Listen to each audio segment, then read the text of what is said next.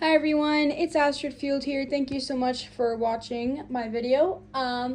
Today I'm going to be doing a deep dive into the book The Ballad of Songbirds and Snakes by Suzanne Collins. Okay, so first of all, for any of you who don't know, The Ballad of Songbirds and Snakes is part of the Hunger Games series. It is one of the prequels, and just in case anybody new who hasn't ever read The Hunger Games and is planning to, and is wanting to know what order you should read them in, read the trilogy first, then Ballad, then Sunrise on the Reaping.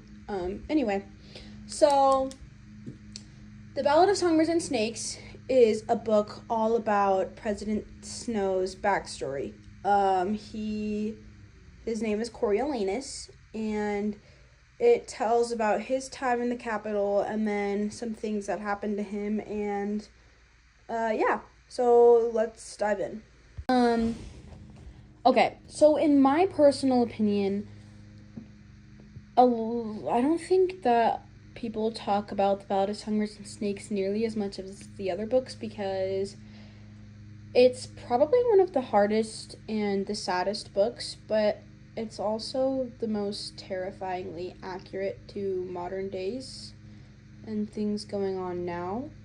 Which honestly, in my opinion, the entire Hunger Games series is just a really big set of propaganda. But this one specifically is rather terrifying, which is why I felt the need so much to make a video about it. So in The Ballad of Songbirds and Snakes, it is revealed why the games were created and how they were created. So, two characters, right? Cassius Snow, which is President Snow's dad, and Dean, Cascadine Highbottom, who was Cassius's best friend, right? They were in a class together after the Dark Days War, and the class was talking about things going on, what to do about the districts because of them they're rebelling, and it was right after the war, how are we going to punish them and whatnot. So Cassius Snow and Dean Highbottom had one night together when they got drunk, and while they were drunk, Dean came up with this idea of the Hunger Games, but he was drunk when he came up with it and he meant it as a joke.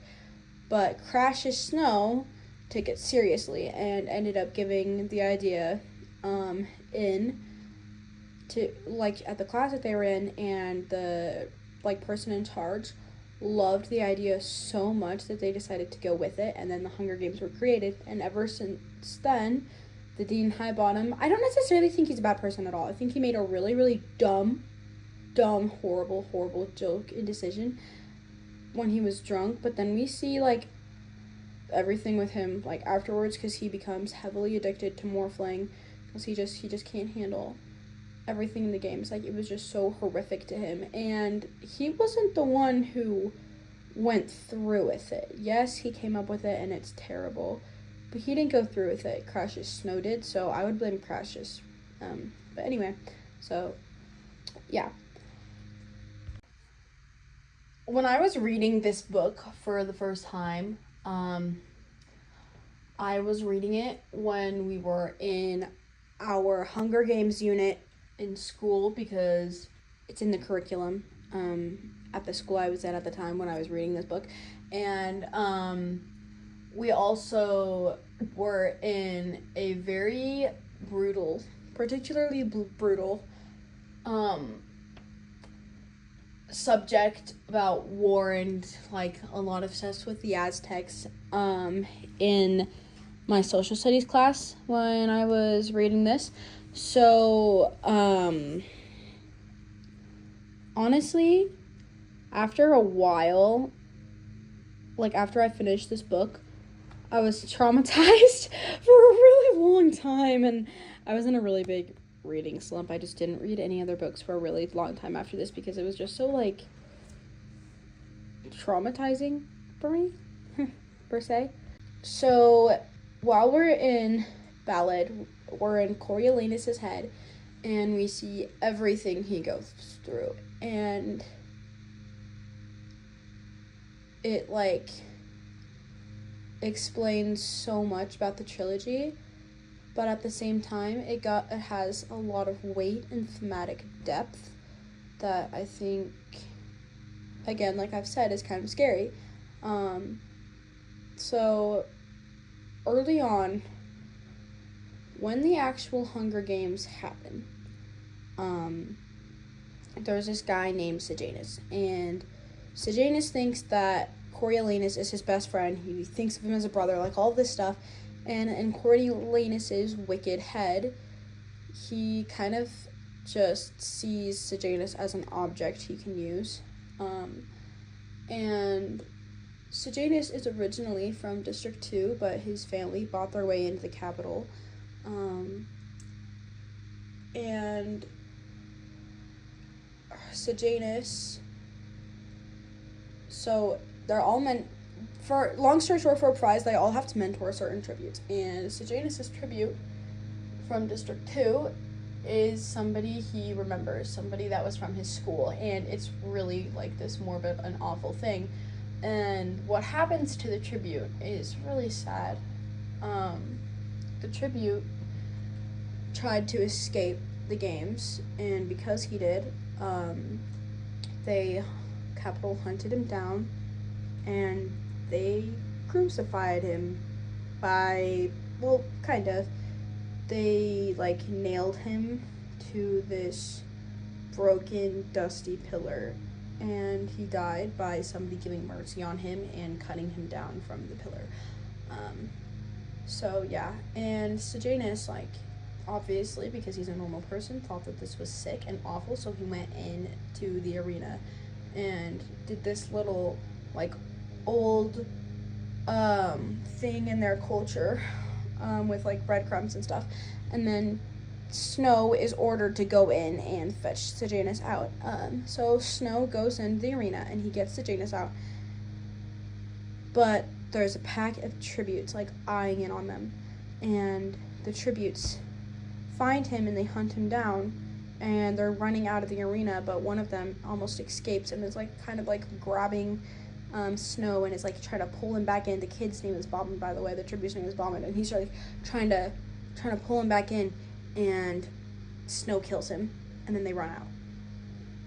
And I think that it's at this point when Snow's character really turns, because from the beginning he was a jerk, no doubt, an awful jerk, but he wasn't necessarily a bad person, as in, like, committed any crimes or anything, and he, like, at the time thought that the Hunger Games were really bad. But this is kind of a turning point for him, because he still doesn't quite think that the Hunger Games are bad yet, but, well, he still thinks that the Hunger Games are bad, but he doesn't support them. He doesn't support them yet at this point, but, like,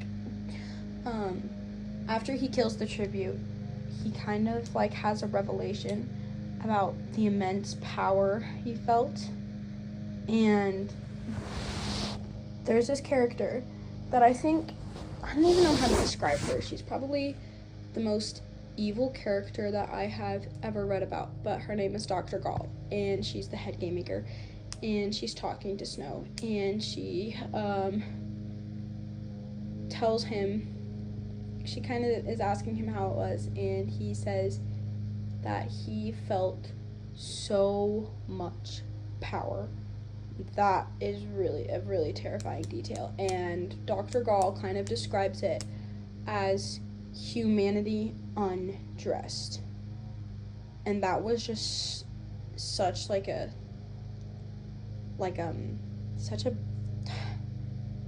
a powerful thing to me at the time, because, again, I was in my war subject during social studies, and they had just been talking about, like, what anger and murderous things can do to you, and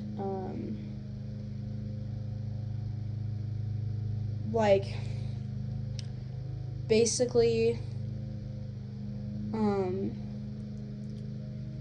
they mentioned how people can be naturally savage, and when we let war destroy us, then we turn to our natural savagery and destroy each other. And that's kind of what I was taking out of this part in Ballad specifically.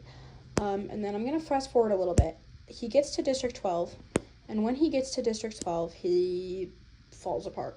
He indirectly kills Sejanus. He guns two people. No. Wait.